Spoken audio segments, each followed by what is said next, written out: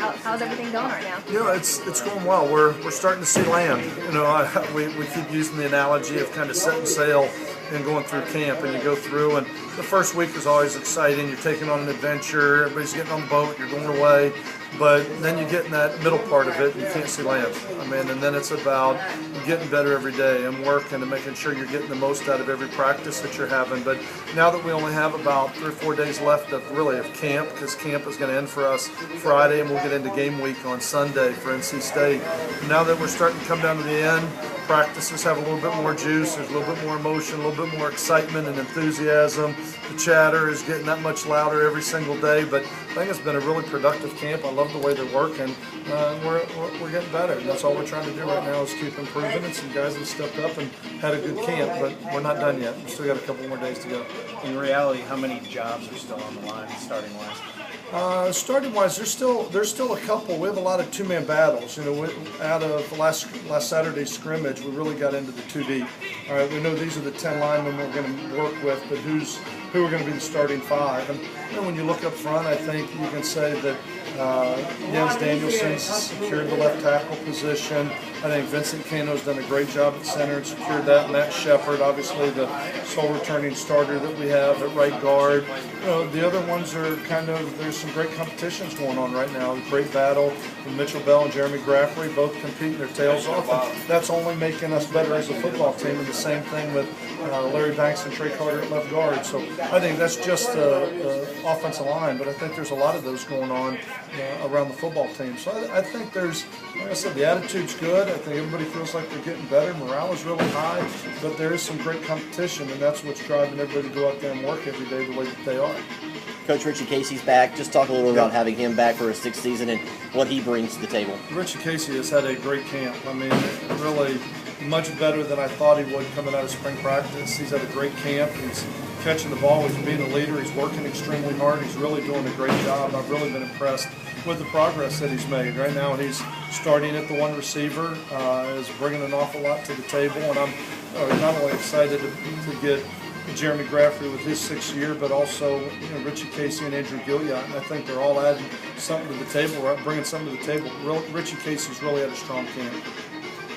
All right, the buzz around here, we've all heard how Trent Taylor's doing, how he's just lighting up the field and stuff. What really has he done in camp to, I guess, just have be this breakout star? Well, he really has. He's really made an impact, and it's not just coaches that are talking about it, or media, or the people here in Bossier City, Shreveport. I mean, it's people. It's the players on the team, and the players are talking about, Coach, he's going to really number 85 is going to be really good. I mean, he runs great routes, he works extremely hard, he catches the ball, he's productive, he's tough, he's got a hard-nosed mindset, he's pushing through camp. I'm sure a lot of these freshmen are working harder than they've ever worked, but he's standing out and he's making an impact right now. I think a lot of people in this area have seen what he did at Evangel and seen the great player that he is, and he's brought that mindset, the same thing there in Ruston. I mean, he's working extremely hard, and he will definitely play as a freshman. There are some guys that are kind of on the fence right now on whether they're going to play or not play.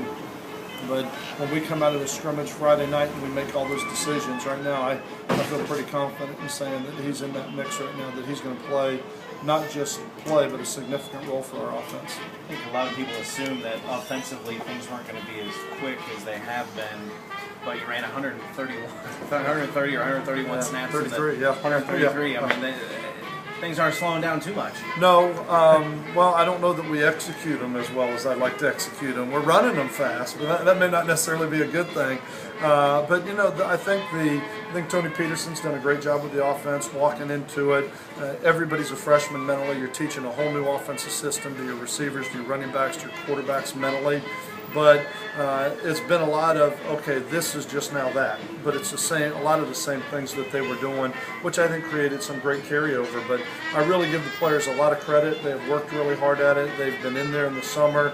They've been watching film. They've been trying to learn the terminology, because at this point, you can only go as fast as you can remember the terminology. And so they have done a really good job of doing that. They're in great shape. I think Kurt Hester, the strength coach, did a great job with them this summer, and that's given us the opportunity to play at the speed that we're able to play right now. So there's going to be times we're going to have to slow it down. There's going to be times we're going to have to protect our defense and not just run to see how many plays we can run, but make sure that we're executing and putting ourselves in the flow of the game with the offense and the defense where they're all kind of working together. But it's nice to know that if you need to go fast, you have the ability to do that. Have y'all all started talking about North Carolina State?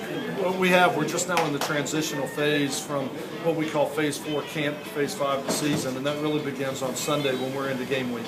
Sunday we're into game week. We'll go Sunday night, have a typical game week. We'll have Monday off.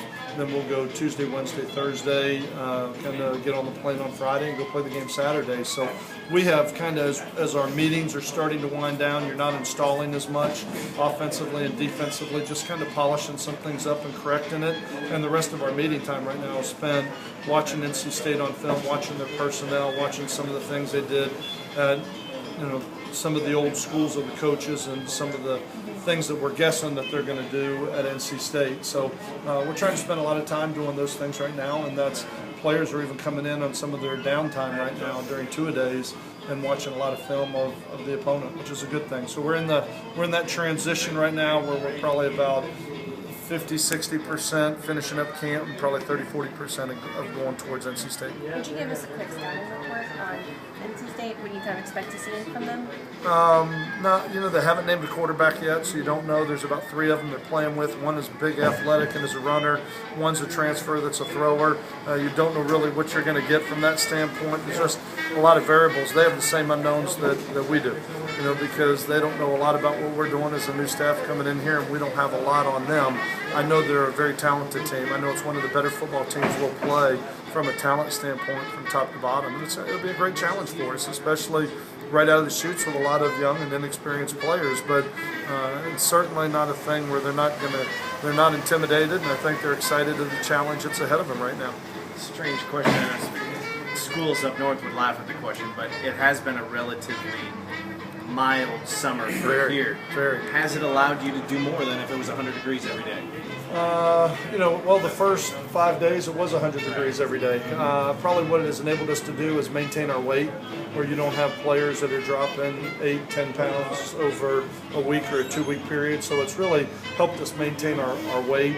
And from a conditioning standpoint, we've had to probably go a little bit harder to get ready for it because we have a 12:30 kickoff at NC State in Raleigh.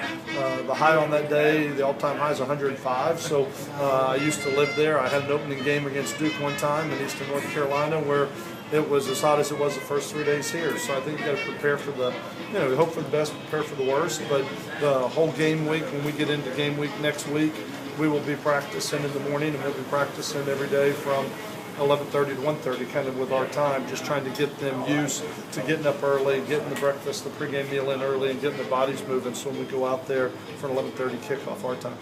Anything else? All right.